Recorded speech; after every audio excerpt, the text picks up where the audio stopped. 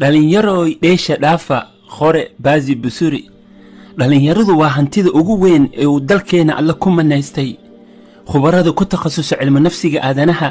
waxay ku tilmaamaan tamarta iyo xamaasadda dhalinyarada sida shidaalka oo kale ayagoo ula jeeda haddaad shidaalka dab yar taabsiiso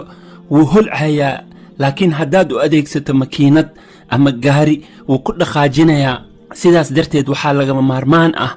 in loo jiheeyo tamarta iyo xamaasadda dhallinyaradeenna horumarka dalka hadduu alla yidhaahdo laga bilaabo waxbarashada iyo dhisidda akhlaaqdooda haddii aan taa aan ku guul daraysanno hantidii ayaa waxay isu rogaysaa halaag si taas looga hortagana waxaa loo baahan yahay dadaal wadareed iyo iskaashi dhexmara ganacsatada dowladda khurba joogta waalidiinta iyo hay-adaha kale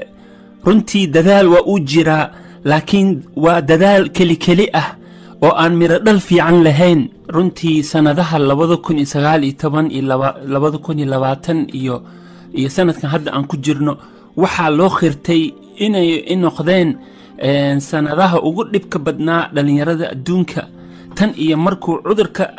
covid-19 uu dilaacay waxaa lagu tilmaamaa wakhtiga ugu adag inaad ahaato dhalinyaro waalidiin badan ayaa khirtay oo in waayahoodii dhalinyaronimada iyo waayaha hadda lagu jiro ay 10 jibaar hadda adag tahay taasoo ku dhalisay waalidiinta inay u turaan caruurtoodii dhalinyarada ah oo ayan cadaadis badan saarin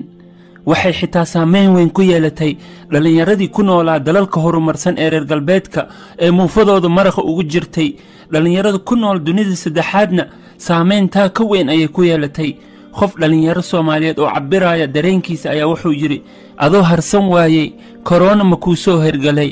si kastaba ha ahaatee dhalinyaradu waa inaysan rajo dhigin oo ayan seexan waa muhiim inay dhaqaaqaan oo ay ficil la yimaadaan ilaahayna tala saartaan waxaa halqabsi laga dhigtaa hadday albaabada oo dhan kaa xirmaan adigu albaab samayso albaabka wuxuu noqon karaa inaad iskaada u shaqaysato oo aad fursad ganacsi abuurato ilaa iyo aad isku filnaansho ka gaarto insha allahu tacaala dhibaatada maanta jirta waxay tahay dhalinyarada marka loo sheego ganacsi waxaaba durbadiiba gala cabsi qaarkood waxay moodaan in ganacsiga loo dhasho run ahaantiina ganacsiga looma dhasho dhaba loo maro ayaa jiro qof walba oo aadana ah waxaa ku jiro shumac hal abuur ah laakiin waxay u baahan tahay qof qudwad u noqda ama qof qudwad ku noqda oo shumac hal abuurkaada ku shido qofka wuxuu noqon karaa waalid ama macallin ama saaxiib ama jiiraan ama muuqaal ah ku aragtay baraha bulshada ama buug akhrisatay sidoo kale ganacsiga ma ahan kaliya inaad dukaan furato ganacsiyo badan oo dukaan ama badeeco aan u baahnayn ayaa jiro waxaa kaliya loo baahan yahay inaad fiiriso caqabadaha ka jira suuqa dalka oo aad xal u raadiso caqabadahaas xalkaasna aad fursad ganacsi u rogtid xitaa haddii aadan haysan lacag aad ku maalgeliso dad waxaa jiro lacag haysto oo aan fikraddii haysan oo aad ku shirkoobi kartaan dhalinyaro waxaa jiro oo qaybta hore oo ganacsiga ayuuto inta galay ku maalgeliyey markay dadka arkeen inuu ganacsi miro dhal yahay ayay maalgelin heleen maadaama ay dadka badankoodii ay jecel yihiin itusi itaabsi runtii dalkeenna hooyo dib u dhis badan ayaa ka socda waxaa weli suurtagal ah inay jiraan baahi badan oo loo qabo adeegyo aan dalka soo gaarin si taa loo ogaadana waa inuu qofka fahmaa baahiyada iyo caqabadaha suuqa ka jira fursad ganacsi ahna u rogaa caqabadahaas waxaa lagama maarmaan ah in garab lagu siiyo dhallinyaradeena Soomaaliyeed halgankoodii ganacsi gaar ahaan ganacsatada waaweyn dowladda waalidiinta iyo hay-adaha kaleba waxaa halqabsi laga dhigtaa shimbiraha yaryar markay duulimaadka baranayaan marar badan ayay kacaan oo kufaan markay xaaladaas ku jiraan waxaa u soo degta oo u soo gurmada shimbiraha waaweyn kuwaasoo ku dhiirigeliya inay duulaan ilaa ay iskooda ugu duulaan shimbirahaasaa kaalmeeya sidoo kalena dhalinyarada waxaa dhiirigelin u noqon kara ganacsatada waaweyn dowladda waalidiinta iyo hay-adaha kale waxayse ku qurxoon tahay in hay-adahan oo dhan markuu wada shaqayn wadareed dhex maro oo ay si qalbi furan u taageeraan dhalinyarada maxaa yeelay macnaa dadaal waa jiraa laakiin waa dadaal keli ah taasna miri dhal ma noqonayso. gabagabadii iyo gunaanadkaba dalkeenna hooyo waxaa ku soo fool leh hirar ama isbeddelo siyaasadeed iyo mid dhaqaale oo aad u baaxad weyn, gaar ahaan bariga dhexe iyo qaaradda afrika. sida aad la socotaan qaaradda afrika dalalkeeda oo ay soomaaliya qayb ka tahay waxay saxiixeen heshiis dhaqaale ah oo ganacsiga xorta ah oo suuro gelinaya ganacsatada qaaradda si cashuur la'aan ah badeecadoodu ay isugu iibgeeyaan. heshiiskani dhib iyo dheefba waa uu leeyahay. sida keliya oo aan dhibka heshiiskan aan u yarayn karno waa inaan isu diyaarino tartanka dhaqaale ee xawliga weyn ee dhexmari doona ganacsatada dalka iyo ganacsatada ama shirkadaha qaaradda afrika. dalalka qaaradda afrika ku yaala waxaa loo baahan yahay iskaashi iyo wada shaqayn qalbi furan oo dhexdeena ah. hadduu alla yiraahdo tartankan dhaqaale waxay qaaradda afrika ay bedelaysaa gacanka hadalkii ka dhex jiray dalalka dariska ah iyo dalalka qaaradda afrika ku yaala. gacanka hadalkaas waxay u bedelaysaa ganacsi ka hadal ama tartan dhaqaale. haddii tartankan dhaqaale oo aan ku guul dareysanana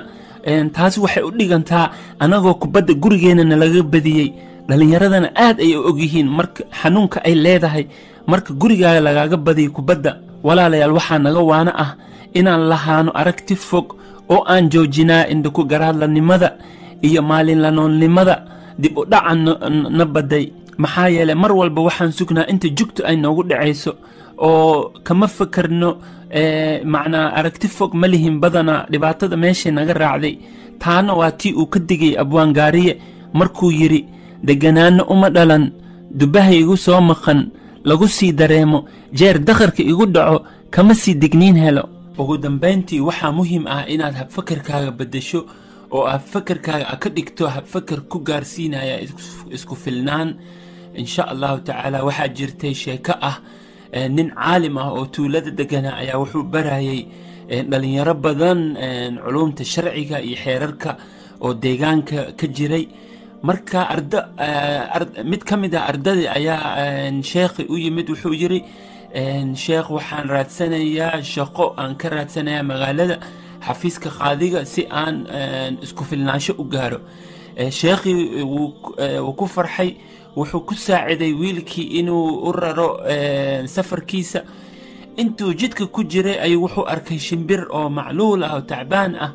oo aan baalo lahayn oo indhaheedii tacbaan yahay oo aan si isku qoodis ay lahayn. isagoo raba inuu shimbirti gaaro ayaa isla markii waxa uu soo degay shimbir kaloo xoog leh oo cunno siisay shimbirtii. oo marka wiilkii wuxuu ka yaabay sida ilaahay khalqigiisa ay isu kaalmeeyaan ay isu arsaqaan. marka wiilka qalbigiisa waxaa galay hadduuba ilaahay shimbirtan saan u tabardaran uu arsaqay anigana way arsaqayaaye tuuladeediian ku naqanaa. marka wiilkii wuxuu go-aan ku gaaray inuu magaaladii iska dhaafo oo tuuladii ku noqdo. tuuladii markuu yimid ayaa macallinkiisi sheekha ahaa arkay wuxuu yidhi maxaa halkaa ku keenay haddana. marka wiilkiyaa wuxuu ugu sheekeeyey sheekadii oo uu yidhi waxaan arkay ilaahay inuu arsaqaayo shimbirtaas daciifka ah wax anigana waxaan isdhahay ilaahay tuuladaaduu kugu arsaqayaa. marka sheekhii wuu carooday markaasuu wiilkii wuxuu ku yidhi ma ku fakari weeday inaad noqoto shimbirta xoogga laheyd ee wax quudinaysay maxaa kugu khasbay inaad ku fakartid inaad noqoto shimbirta daciifka ahayd. markaasuu yidhi yaddul culyaa khayru min yaddu sufla gacanta sare ayaa ka khayr badan gacanta hoose.